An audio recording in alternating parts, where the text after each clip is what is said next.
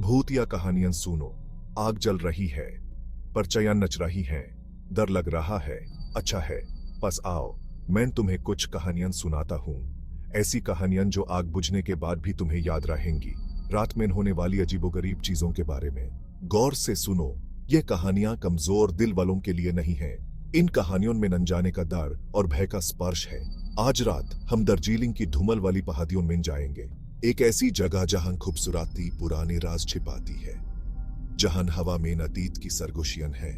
आराम से बैठ जाओ, रात लंबी है और कहानियां अभी शुरू हुई है। हमारी पहली कहानी हुमेन धूमल वाली घतियों के पास एक टूटी हुई हवेली में ले जाती है। यह हवेली अपनी पुरानी कहानियों और राज से भरी हुई है, जो हर एक दीवार से गुजरती है। इसे विस्परिंग पाइन्स कहा जाता है, लेकिन लोकल लोग इसे हाउस ऑफ शैडोज कहते हैं। यह नाम सुनते ही लोगों के चेहरे पे एक अजीब सी छाया आ जाती है। अरुण और सिमरन, एक यंग कपल, ने सस्ता में यह हवेली खरीद ली। उन्होंने सोचा यह उनके सपनों का घर बन सकता है, लेकिन उन्हें इसके इतिहास का अंदाजा नहीं था। वो इसे वापस से ग्रंथ बनाने के सपने देख रहे थे।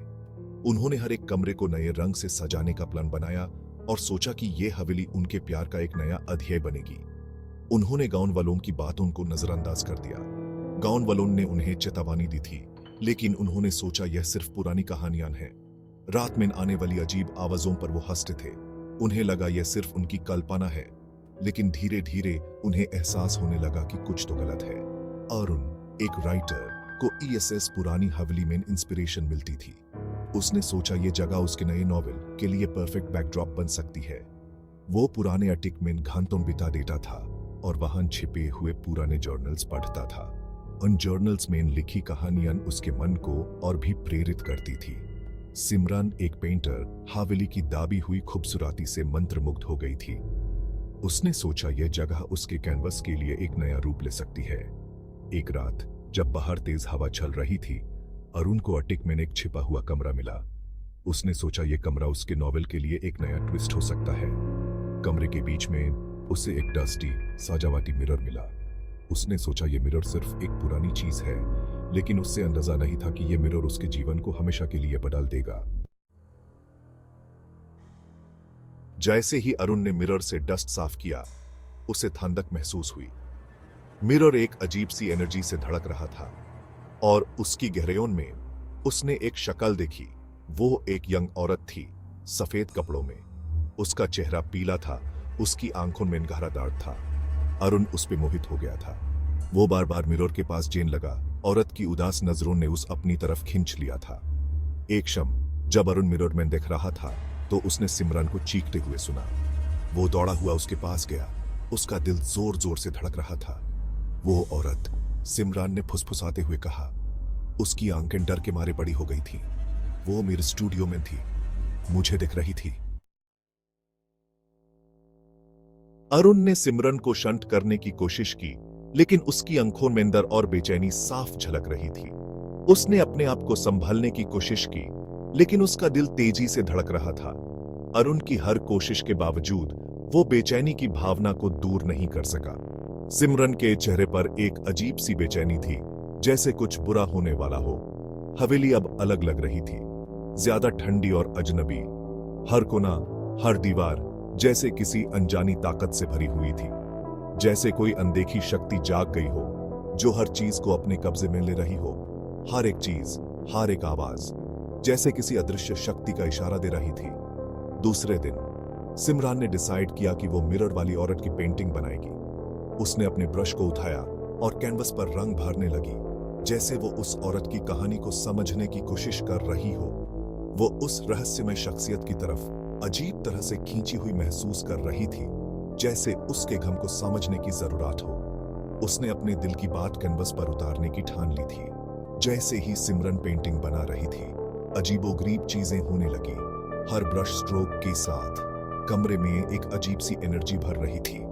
कमरे का तापमान गिर गया और एक ठंडी हवा चलने लगी। सिमरन ने अपने आप को संभालने की कोशिश की, लेकिन उसकी उंगलियां ठंडी पड़ गई थी। चीजें अपने आप हिलने लगी, जैसे किसी अदृश्य शक्ति ने उन्हें छूने की कोशिश की हो। हर एक चीज, हर एक वस्तु जैसे अपनी जगह से हिल रही थी और एक भूतिया धुन जो किसी अनदेखे वायलिन पर बज रही थी, हवा में गूंज उठी। ये धुन जैसे किसी पुरानी कहानी को बयान कर रही थी।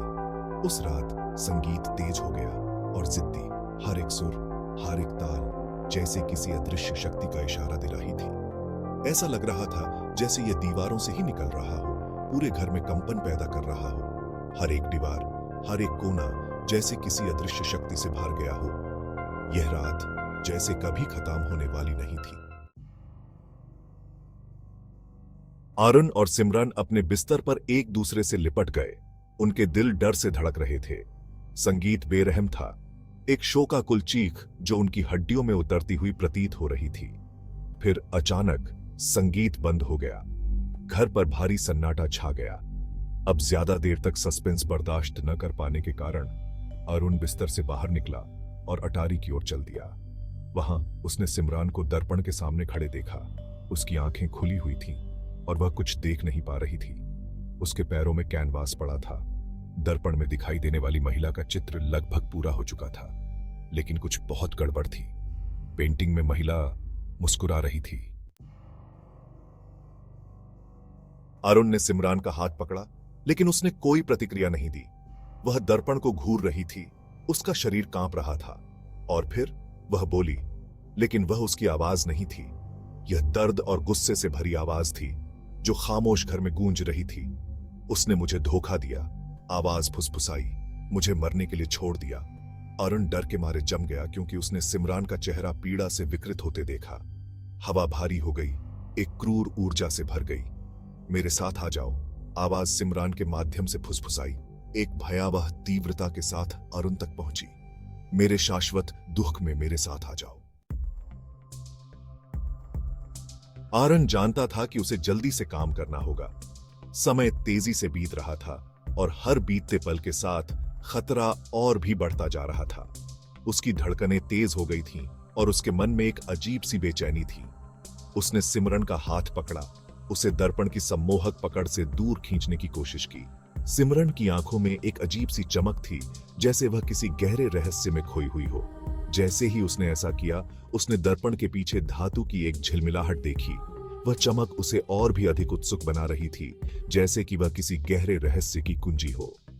एड्रेनालाइन की वृद्धि के साथ आरन ने दर्पण को दीवार से चीरकर अलग कर दिया। उसके हाथ कांप रहे थे, लेकिन उसने हार नहीं मानी। वह जानता था कि उसके पास समय बहुत कम था। इसके पीछे उसे एक छोटा छिपा हुआ डिब्बा मिला। डिब्बा बहुत पुराना लग रहा था, जैसे कि वह सदियों से वहीं छिपा हुआ हो। अंदर एक चांदी का लॉकेट और एक पीले रंग का कागज का टुकड़ा पड़ा था। कागज का टुकड़ा बहुत पुराना और जर्जर था, जैसे कि वह किसी प्राचीन समय का हो। लॉकेट में 2 छोटे चित्र थे। चित्र बहुत ही बारीकी से बनाए गए थे, जैसे कि वे किसी महान कलाकार के हाथों से बने हों। एक पेंटिंग में महिला की थी। उसकी आंखों में एक अजीब सी उदासी थी, जैसे कि वह किसी गहरे दर्द से गुजर रही हो। दूसरा एक युवक का था। उसका चेहरा खामोश चीख में बदल गया था। उसकी आंखों में एक अजीब सी चमक थी, जैसे कि वह किसी भयानक रहस्य को छुपा रहा हो। कांपते हाथों से लिखे नोट में प्यार, विश्वासघात और बदले की एक दुखद कहानी बयां की गई थी। नोट पढ़ते ही अरुण के रोंगटे खड़े हो गए। यह कहानी बहुत ही दर्दनाक और दिल दहला देने वाली थी। दर्पण में महिला उनकी कल्पना की उपज नहीं थी, वह वास्तविक थी। उसकी आंखों में एक अजीब सी चमक थी, जैसे कि वह किसी गहरे रहस्य को छुपा रही हो, और वह फंस गई थी। अरुण और सिमरन को अब इस रहस्य को सुलझाना था, इससे पहले कि बहुत देर हो जाए। उनके सामने एक कठिन चुनौती थी, लेकिन वे हार मानने वाले नहीं थे। आरन और सिमरान उस रात घर से भाग गए, उस भयावह उपस्थिति को पीछे छोड़ते हुए जो उसके हॉल में रहती थी। वे कभी नहीं लौटे। हवेली को बहाल करने के उनके सपने भयानक सच्चाई से टूट गए। हाउस ऑफ शैडोज अभी भी खड़ा है, घाटी को देख रहा है। स्थानीय लोगों का कहना है कि तूफानी रातों में अब भी शोकपूर्ण राग सुना जा सकता है, जो इसकी दीवारों के भीतर सामने आई त्रासदी की एक भयावह याद दिलाता है। लेकिन कुछ सवाल अनुत्तरित हैं। लॉकेट में कौन लोग थे, और हाउस ऑफ शैडोज की दीवारों के भीतर वास्तव में क्या हुआ था? आग अब बुझ रही है, परछाइयां लंबी होती जा रही हैं, और अब हमारे साथ का समय समाप्त हो गया है। लेकिन डरो मत, अंधेरे में और भी कई कहानियां हैं। अगली बार तक सो जाओ।